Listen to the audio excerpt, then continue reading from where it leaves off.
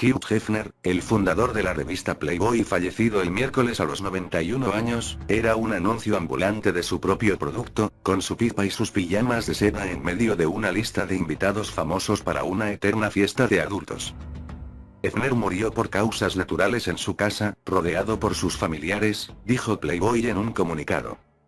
Según sus propias versiones había tenido sexo con más de 1000 mujeres, incluyendo muchas de las que aparecieron en su revista.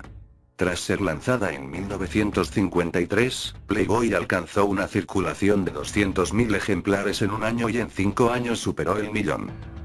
En la década de 1960 Hefner vivió casi todo el tiempo en Chicago, de donde era originario y donde surgió su revista. En los 70, se compró una segunda mansión en Los Ángeles, y volaba entre ambas residencias en un avión privado DC-9 llamado The Big Bunny, que tenía la imagen de un enorme conejo de Playboy en la cola.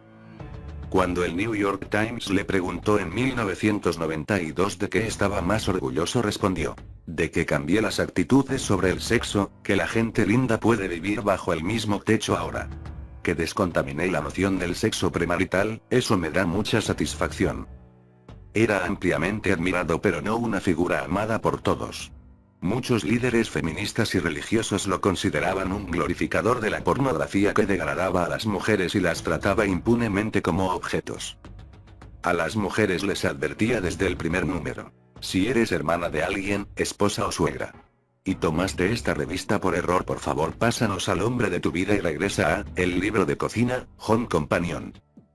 La censura ante su publicación con desnudos de conejitas también era inevitable y Hefner demandó con éxito al servicio postal estadounidense que se negaba a entregar las revistas por correo a los suscriptores. Playboy ha sido prohibida en China, India, Arabia Saudita e Irlanda. Playboy provocaba críticas y tentación por igual. Drew Barrymore, Farrah Fawcett y Linda Evans posaron para la revista. Otras conejitas se volvieron celebridades como la cantante Deborah Harry y la modelo Lauren Hutton, las cuales tenían memorias agradables de su tiempo en Playboy.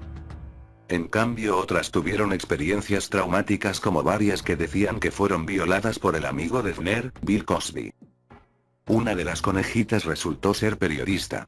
La feminista Gloria Steinem fue contratada en la década de 1960 y convirtió su breve empleo en un artículo para la revista Show que describía a los clubs que llegó a tener Playboy como santuarios solo para hombres.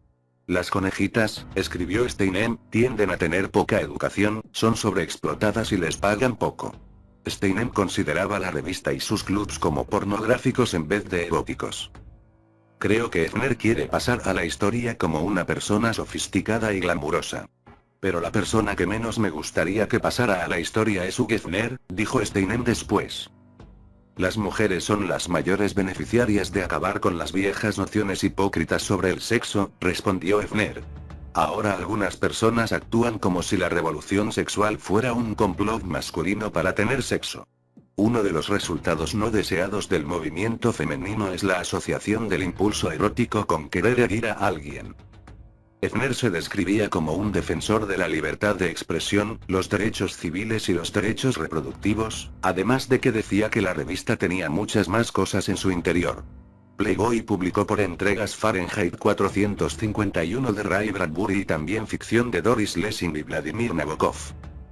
De igual manera la revista se especializaba en largas y francas entrevistas con personajes como Fidel Castro, Frank Sinatra y Marlon Brando, así como el entonces candidato presidencial Jimmy Carter, quien reveló que había cometido adulterio en su corazón. El chiste que decía que la gente compraba Playboy por los artículos y no por las fotografías era medio real. El imperio de Hefner llegó a sumar $200 millones con las ediciones internacionales de la revista, casinos, un canal de cable y una productora de cine.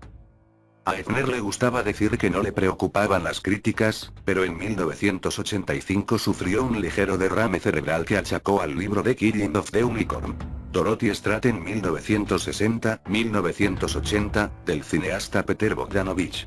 Stratton fue Playmate del año y su esposo Paul Snider la mató antes de suicidarse. Bogdanovich, quien era novio de Stratton al momento de su muerte, escribió que Hefner fue uno de los que provocaron su asesinato y no podía lidiar con lo que él y su revista le hacen a las mujeres. Tras su derrame, Hefner entregó el control de su imperio a su hija feminista, Christie, aunque era dueño de 70% de las acciones de Playboy y seguía eligiendo a la Playmate de cada mes y la fotografía de la portada. Christie Hefner continuó como directora general hasta 2009. Hefner también dejó de usar drogas recreativas y trató de ser menos el alma de la fiesta. Entre lágrimas dijo en una entrevista de 1992 con el New York Times: "He pasado gran parte de mi vida buscando el amor en los lugares equivocados". No es de sorprender que la vida marital de Hefner fuera también extravagante. Era un playboy antes de Playboy, incluso durante su primer matrimonio, cuando le gustaban las películas pornográficas, el póker de prendas de vestir y el sexo grupal. En 1949, se casó con Mildred Williams, con quien tuvo 2 hijos. Se divorciaron en 1958. En julio de 1989, Hefner se casó con la Playmate del año Kimberly Conrad, quien entonces tenía 27 años. La pareja también tuvo 2 hijos. En la víspera de su boda a Hefner le preguntaron si tendría una despedida de soltero. "He tenido una despedida de soltero por 30 años", dijo.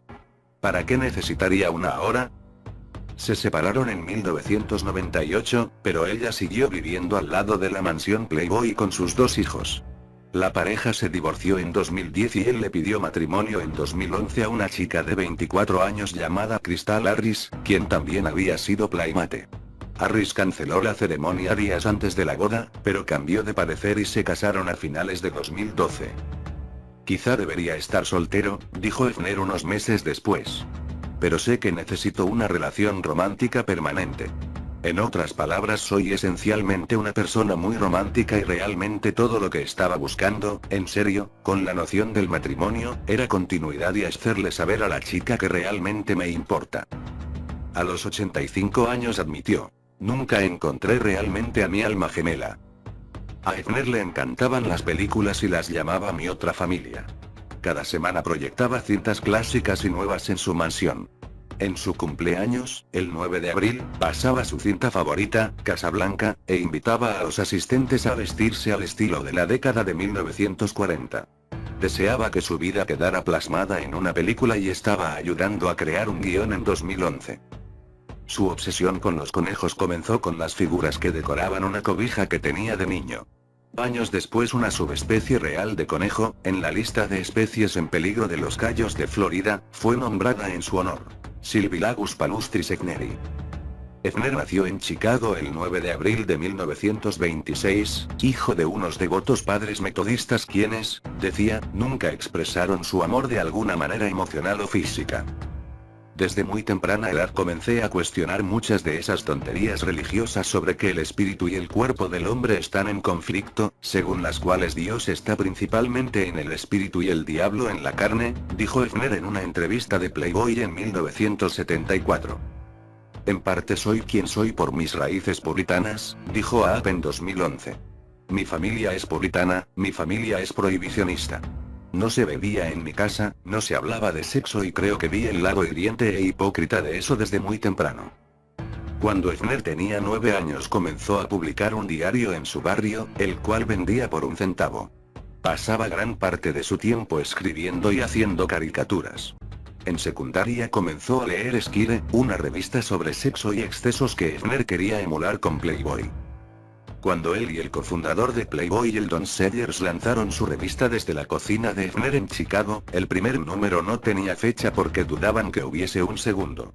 La revista se iba a llamar Stag Party, pero otra revista llamada Stag amenazó con demandarlos. Hefner decía que se reinventó por primera vez en su secundaria en Chicago, cuando tenía 16 años y lo rechazó una chica que le gustaba. Comenzó a decirse F en vez de U, aprendió a bailar jitterbug y a dibujar un cómic, una autobiografía que me ponía en el centro de una vida creada por mí mismo, dijo en una entrevista de 2006 con Up. Esos cómics evolucionaron hasta convertirse en un álbum detallado que Hefner guardaría toda su vida. Para 2011 tenía más de 2.500 volúmenes, y un récord Guinness para la mayor colección personal de álbumes. Era una forma de crear un mundo propio para compartirlo con mis amigos, dijo Hefner, sentado entre los archivos de su vida durante una entrevista de 2011. Y en retrospectiva, pensándolo, no es algo muy diferente a crear la revista. A Hefner le sobrevive su esposa Crystal y su hija Christine, así como sus hijos David, Marston y Cooper. Playboy no divulgó información sobre los planes para su funeral, pero Hefner es dueño de un terreno en un cementerio de Los Ángeles junto a Marilyn Monroe. No olvides suscribirte al canal para que recibas diariamente las noticias más relevantes.